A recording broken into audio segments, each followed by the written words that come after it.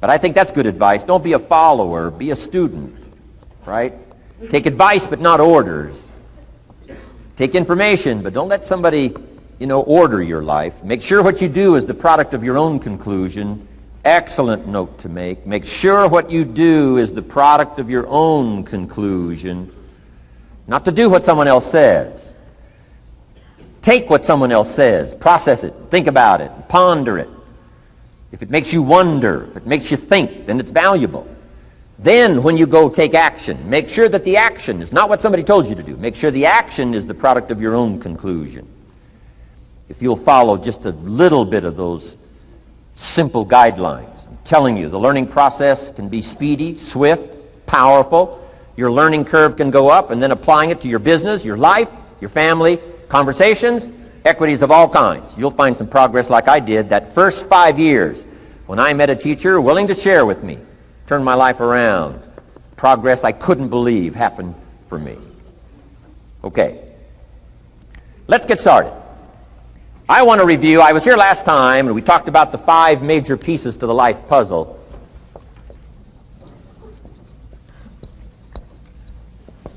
And I just want to review those because it lays such a good foundation for all the rest that I want to share with you today. We got a lot of subjects to cover, so we're going to go rather swiftly, okay? Put on your mental track shoes here and run with me today, because I'm going to deal mostly in concepts. Expect you to, fill in a lot of the details, because I've got a lot to share. I want to get through it all. But let's lay this foundation again of the 5 major pieces. Happens to be the title of my latest book. But I think it is so valuable in laying a foundation. It's some of the things I learned between ages 25 and 30. The teacher who taught me so well. He dealt in these fundamentals, we call these. Fundamentals. We call these basics. Basics for sports, fundamentals for sports, fundamentals for your business, fundamentals for the way you deal with your family, a few simple things. Few basic things that if you practice every day can make all the difference in the world, how it works out. I boiled it down to 5 major pieces to the life puzzle. Let's just review those. Number 1 is philosophy. Philosophy, as I taught the last time I was here, philosophy, in my personal opinion, is the major determining factor in how your life works out. Philosophy, the major determining factor in how your life works out. Philosophy. To form our philosophy, you got to think. You got to use your mind. You got to process ideas.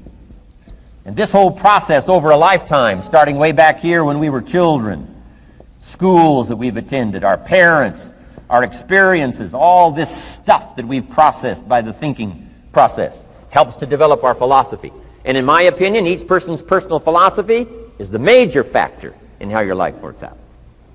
Here's what I called it in that last presentation when I was here. It's called the set of the sail. Each person's personal philosophy is like the set of the sail. Now, I used to think it was circumstances that ordered my life. If someone would have asked me at age 25, Mr. Rohn, how come you're not doing well? Pennies in your pocket, creditors calling, nothing in the bank, behind on your promises to your family, you live in America, 25 years old, got a beautiful family, every reason to do well, and things are not going that well for you. What is wrong here? It would not have occurred to me to blame my philosophy. I mean, it would not have occurred to me. Saying, well, I got this lousy philosophy, and that's how come I got pennies in my pocket and nothing in the bank, and things aren't working well. That would not have occurred to me. I found it much easier to blame the government. Much easier to blame the tax problem. I used to say taxes are too high. Top tax rate when I first started paying taxes, 91%. Back then, when your income reached a certain level, all your income over that, 91%. So I used to say that's too high. Now the top tax rate's about 33%. But people are still saying what? Taxes are too. See, but you can't use that anymore. If it's gone from 91 to 33, how could it be too high? Come on. I threw all that old excuse stuff away. Some people found it, though, and they're using it these days. My old list. I used to blame the traffic, the weather, used to blame circumstances, right? People say I'm too tall, I'm too short, I'm too old, I was raised in obscurity, raised on a farm, parents of modest means, all the stuff. If you were to ask me, how come you find yourself here, Mr. Rohn, age 25, living in America, land of abundance and opportunity, pennies, zero in the bank, not doing well, creditors calling, it would not have occurred to me to blame my philosophy. I found it easier to blame the company policy. I used to say, if this is all they pay, how do they expect you to do well? So I figured that, my future was going to be tied to what everybody else was arranging, the economy and, right, interest rates. I used to say things cost too much. That was my whole explanation, not my philosophy, until my teacher taught me better that this is where the problem was, my own personal philosophy. Here's what's exciting about each person's personal philosophy. That's what makes us different than dogs and animals and birds and cats and spiders and alligators. That's what makes us different than all of the life forms. The ability to think, the ability to use your mind, the ability to process ideas, and not just operate by instinct. In the winter, I'm telling you, the goose can only fly south. What if south doesn't look too good? Tough luck. It can only fly south. But see, human beings are not like a goose, can only fly south. I mean, you can turn around, go north, you can go east, you can go west, you can order the entire process of your own life. And we do that by the way we think. We do that by exercising our mind. We do that by processing ideas and come up with a better philosophy, a better strategy for our life, goals for the future, okay? Plans to achieve those goals. All this comes from developing our philosophy. Philosophy helps us to process what's available. Well, when we get here, we got seed, and we got soil, and we got some rain, and we've got some what? Sunshine, and we've got some seasons, and what? The miracle of life. Now, the key is, what do you do with all this stuff? How do you turn all this stuff that's available here into equity and promise and lifestyle and dreams and future possibilities? All of this that's possible now with human beings, how do you take all this stuff and turn it into this equities and values? Well, it starts with philosophy. What is the seed? What is the soil? What is the sunshine? What is the rain? Is it possible to take some of each of all the stuff that's available and turn it into food and turn it into value and turn it into nourishment and turn it into something spectacular and unique that no other life form can do? And the answer is yes.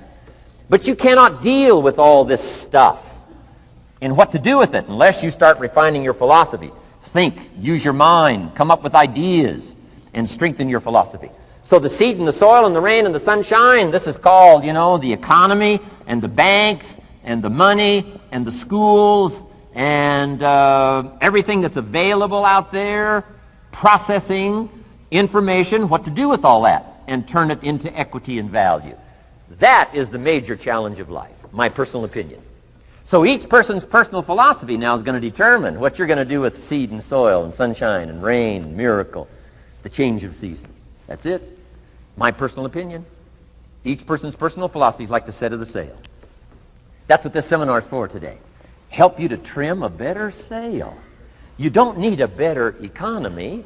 You don't need better seed and soil. In fact, when it comes to seed and soil and rain and sunshine and seasons and the miracle of life, that's all you got.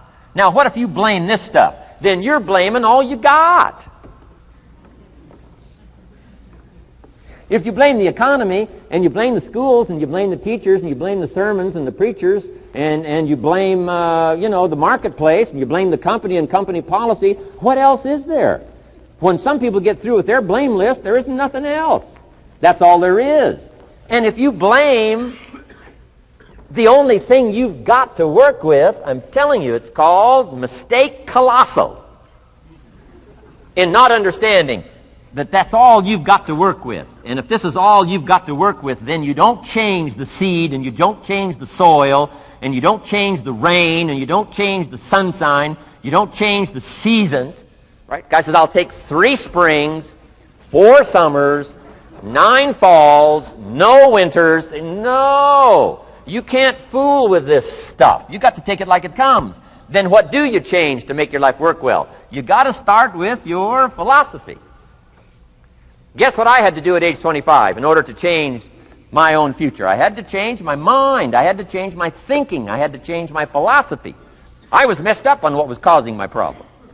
And once I got that straightened out, that all the stuff I blamed, the government and taxes and the marketplace and the economy and things cost too much, negative relatives, cynical neighbors, once I got rid of that and started going for where the real problem was, which was me, I'm telling you, my life exploded into change.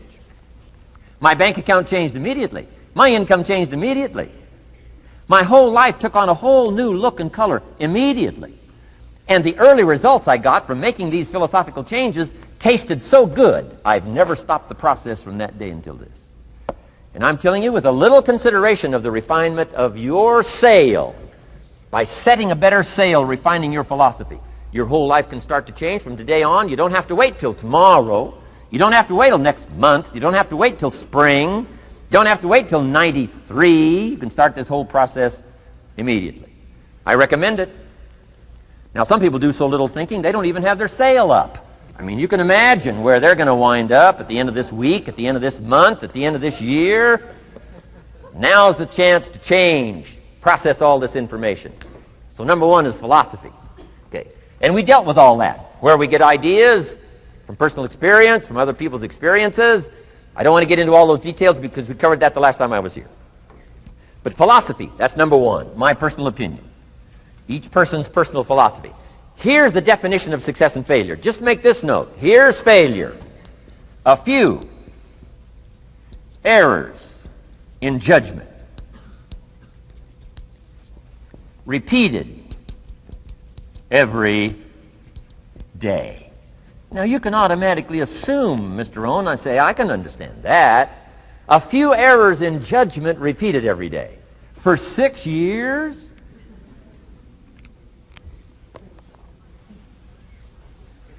I'm with my father. I think I told this story the last time I was here. My father, 88 years old, he's never been ill, still hasn't retired. Not long ago, midnight, we're getting ready to go to bed. We've drilled a new well, got some extra water, got some more acres going. He's all excited. At midnight, we're getting ready to go to bed. My father's eating what he calls his midnight snack. A little bite to eat before you go to bed. Don't have to go to bed hungry. And I'm watching him eat this midnight snack. Guess what he had? An apple, a few graham crackers, and a glass of grapefruit juice. I said, no wonder my father's so healthy. My mom taught us all those good health practices. Taught me when I'm growing up, right? I'm an only child. I've never been ill. Passed the big 5-0 some time ago. My 2 daughters, 32, 33, never been ill. My grandkids, never been ill. I'm telling you, the legacy lingers on. As I watched my father have this midnight snack, suddenly it occurred to me. I know that's part of it. An apple, what? A day. That's gotten to Dallas-Fort Worth, right? An apple. An apple a day keeps the doctor away. Good question for this intelligent audience. What if that's true?